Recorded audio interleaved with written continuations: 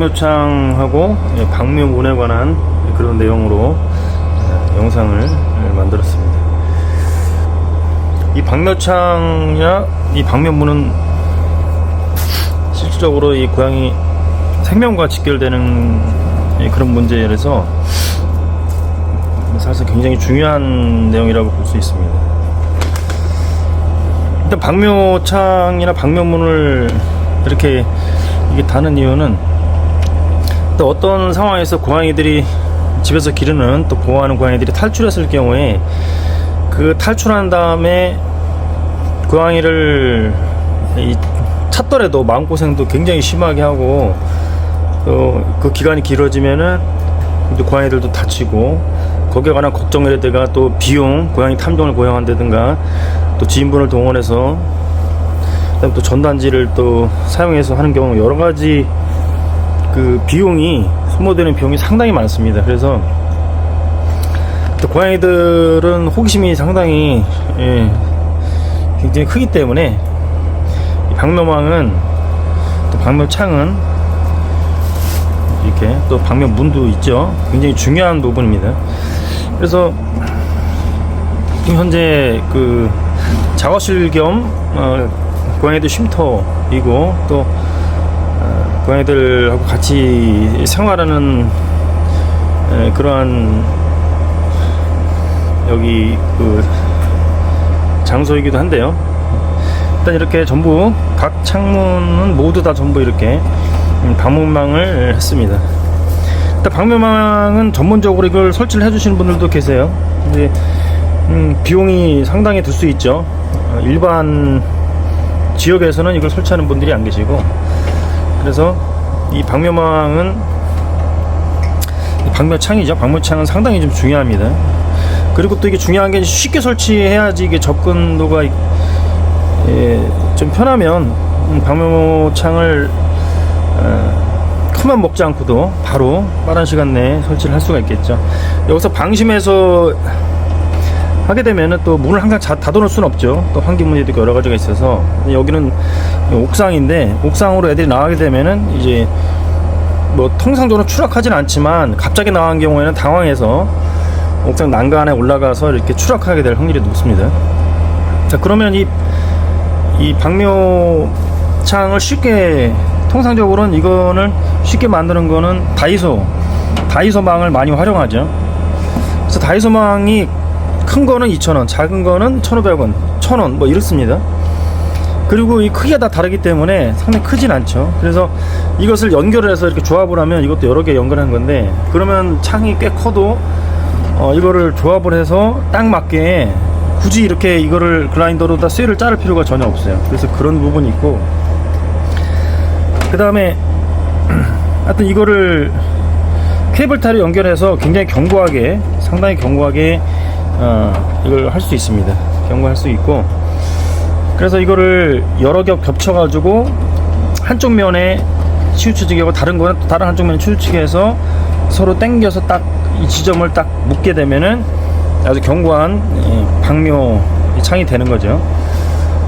통상은 여기에 샤시 이 안쪽에 지금 폭인인데 이 안에 너무 딱 들어가는데 이게 좀 유격이 있어 움직일 수 있으니까 거기 맞게 나무를 좀 댔습니다. 그래서 드릴 구멍을 뚫어서 이게 묶은 거죠. 여기도 전부 다 이렇게 돼 있습니다. 이렇게 돼 있으면은 반대창은 당연히 좀 사용을 못하게 되는 거죠. 반대쪽은 저절로 사용을 못해서 저절로 막히게 돼요. 그래서 열리지가 않죠, 반대쪽은. 그래서 이쪽만 열고 닫는 이제 그런 구조가 되겠습니다. 지금은 겨울이라서 이쪽에 좀 방충망 대신 방충망도 있는데 좀 열어놓고 비닐을 좀 덧댄 그런 상황이에요. 근데 이거는 이거는 치워버리고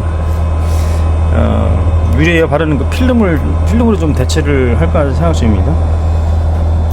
하여튼 방묘망은 다이소 것으로 비용이 여기도 지금 2개, 3, 4, 5개 뭐 종류별로 되게 많아요. 한 4종류가 다이소에 있는데 그걸 잘 조합하면 또 작은 창에도 설치할 수 있고, 요 정도 하는 금액으로 따지면은 한 7, 8천원 정도 든 것 같습니다. 여기서 요 정도 하는 거는 7, 8천원. 그래서 뭐 만원, 최하 만원으로 이렇게 이 정도 충분히 방묘창을 설치를 할 수가 있어요. 하여튼 요런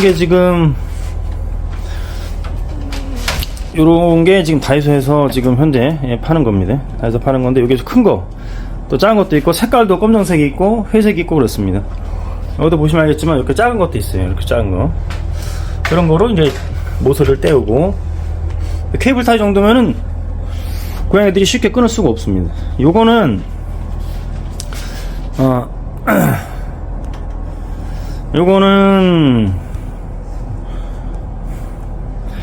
이거는 이제 방묘 문이죠, 문. 원래는 고양이들이 점프를 잘하기 때문에 이거는 충분히 지금 현재 한 1m 한 40 정도 되는 것 같은데요. 3, 40 높이가 당연히 올라갈 수 있죠. 좀 당연히 올라갈 수가 있고, 이렇게 양원이가 점프를 뛰어서 올라가. 말랑이 일로 가봐. 자, 일로 가봐. 이렇게 올라갈 수는 있어요. 올라갈 수 있는데, 원래는 위에까지 다 막게 되면은 막을 수는 있는데, 옥상을 왔다 갔다 하기에 상당히 좀 불편한 점이 좀 있죠. 사람 크기로 이렇게 할 수는 있는데, 완전히 밀폐하는 게 좋긴 하겠죠. 근데 급하게 또 이사 오자마자 고양이들 때문에 이제 빨리 하느라고, 그리고 옥상에 문을 열어놓고 있는 경우는 별로 없기 때문에, 요거는 일단 옥상 문을 열 때 고양이들이 바로 튀어나가는 거를 방지하는 정도. 고양이들이 이 문을 열고, 얘도 지금 마랑이도 이렇게 올라와 있는데, 그래도 고양이들이 조심스러운 동물이기 때문에 집사를 따라서 바로 올라가고 바로 내려와서 따라오고 그러진 않습니다. 일단은 이렇게 문을 열고 있으면은 이제 얘네들이 이렇게 따라 들어오려고 하죠.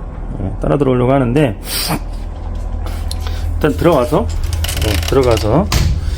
이렇게 하면은 바로 문으로 나가겠죠. 근데 이제 얘를 이렇게, 파 빨리 저쪽으로. 자, 이렇게 내보내고 이제 닫습니다. 닫고,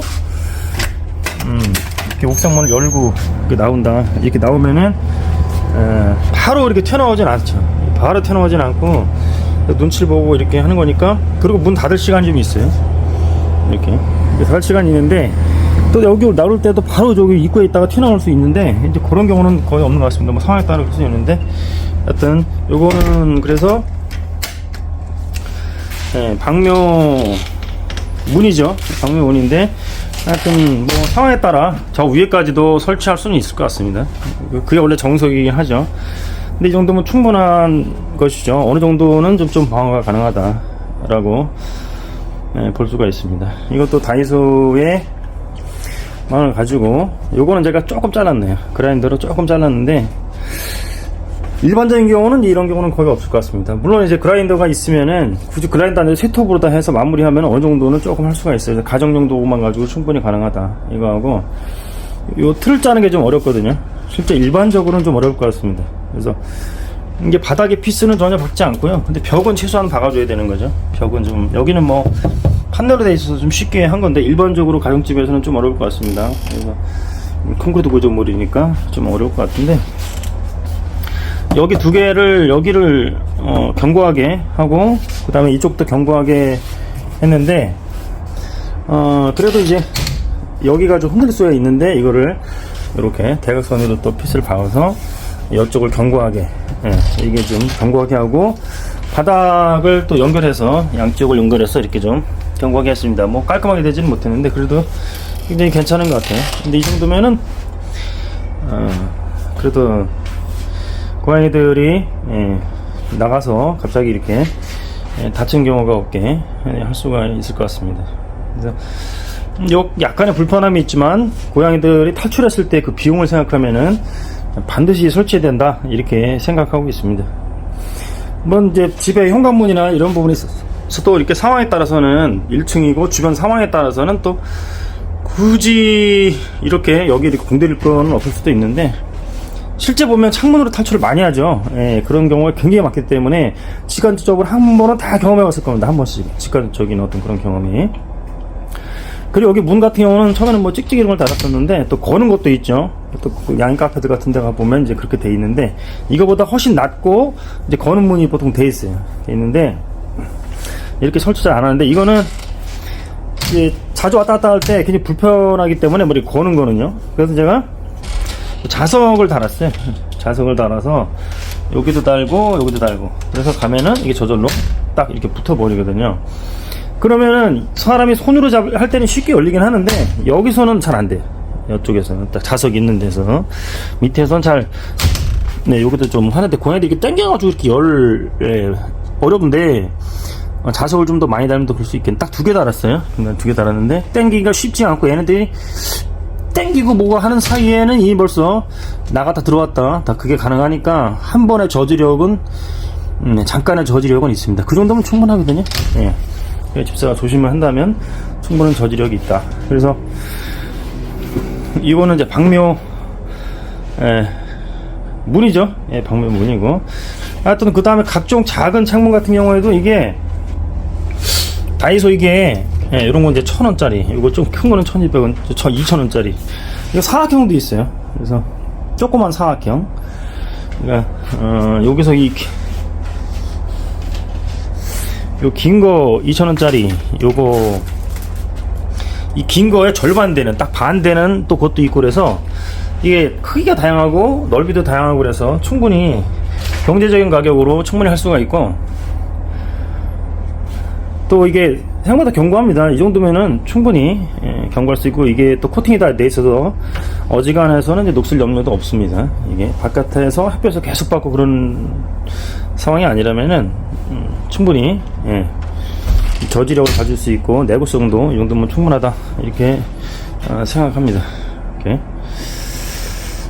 그래서 좀 망설이거나 좀 그러지 마시고, 또 번거롭다고 생각하지 마시고, 가능한 한 이 방묘창을 집안 곳곳에서 탈출할 위험성이 있는 부분을 꼭 달아줬으면 좋겠다, 이런 생각을 합니다. 다들 겪어보셨지만 이제 탈출했을 경우에 그 집사가 느끼는 이제 그런 부분은 이제 엄청 크고, 또 애들이 입양한 지 얼마 안 됐을 때 그때 탈출도 많이 하거든요. 그러면은 그쪽에 적응이 안 돼 있고, 장소적으로 그런 부분이라서 또 애들 다루기도 되게 어려운 그런 시점이죠. 그런 부분은 상당히 조심해야 되겠다, 이렇게 보시면 될 것 같습니다. 우리 콩이가 지금 와서 고생을 많이 하는데요. 우리 콩이가 대장량이고 사명감이 정말, 그러니까 사시사철 4개월 쉬는 법이 없어요. 자기 구역 관리하고 뭐 하느라고 얼마나 많이 다치고 그랬는지. 그래서 제가 없었으면 벌써 이미 옛날에 별나라 갔죠. 근데 그 많은 수술을 하고 뭐 하면서도 아주 잘 버티고 그렇게 해줬습니다. 그래서 오늘은 이렇게 방묘창이랑 방묘왕에 대해서 설명을 드렸습니다.